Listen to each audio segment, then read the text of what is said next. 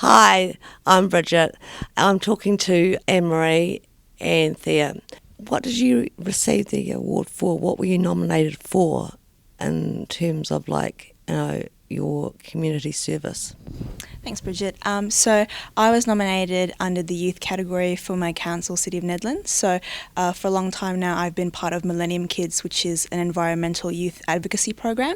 I've been part of it since I was in Year 5, actually. They came to my school and they run workshops, and I got so inspired that I managed to actually solve paper wastage at my school and turned physical paper newsletters into e-newsletters. And I thought, I'm just a little girl. I had no dreams or big projects or anything, and here I am. Through Millennium Kids, I was able to be mentored and be backed up to present this idea to the principal, and as of right now, this e-newsletter system is still going. So I felt so empowered by the wonderful things that Millennium Kids has done that I've given back, and now I'm a mentor to the younger generation, so that's really great.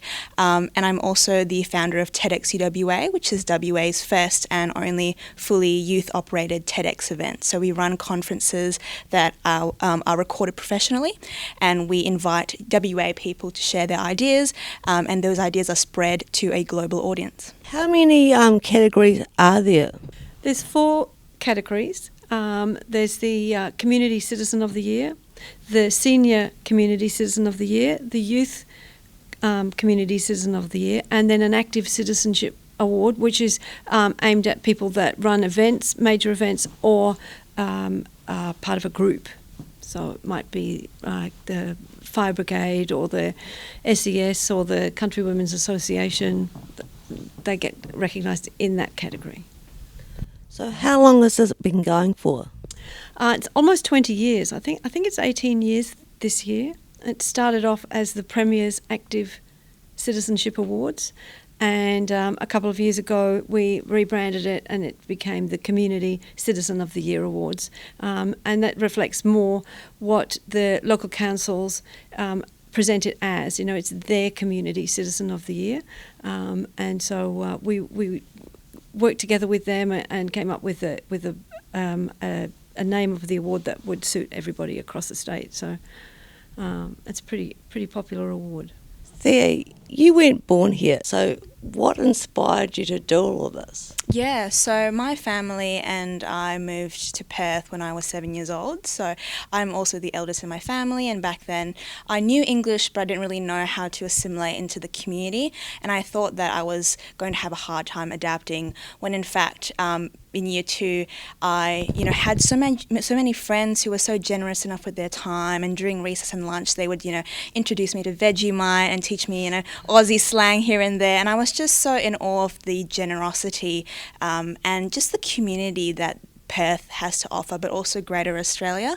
So I think, through my life journey, I've always wanted to have that emotions of giving back. I've always wanted to have that passion of making sure that, me and my sisters are really loving Perth and really enjoying Perth for what it is.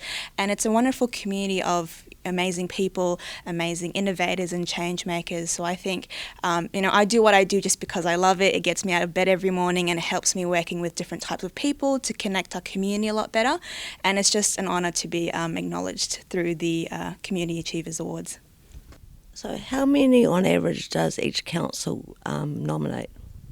Oh, that's a difficult one, because some of the larger metropolitan councils, they would get, they might get 50 nominations, but some of the country regional areas, they find it a little bit more difficult, and they have to try a little harder because the population is smaller, and we like to encourage those people to recognise the people that are doing great things in their community. So they might be helping out at the school, or helping with reading, or the lunch people, the lunch groups that help with that, or they might be helping out at Auskick, or sports, basketball, or they might be involved in an environmental group with looking after wildlife or the environment. So everybody and anybody can be recognised in this. It doesn't matter what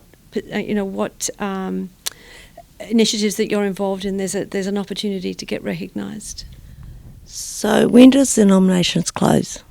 On the 31st of October. So if people get their nominations in by then the councils, either the councillors or their selection panel, each council does it a little bit differently, will select the recipients, and they get all the information to us, and then we make sure that everybody that is being selected gets their certificates and their medallions on time for Australia Day. That's great. Thank you for being with us today, and I think that's what we'll wrap it up for that. And thank you, and it's been a pleasure to meet both of you. I mean, you're inspirational, both of you. You know, it's great.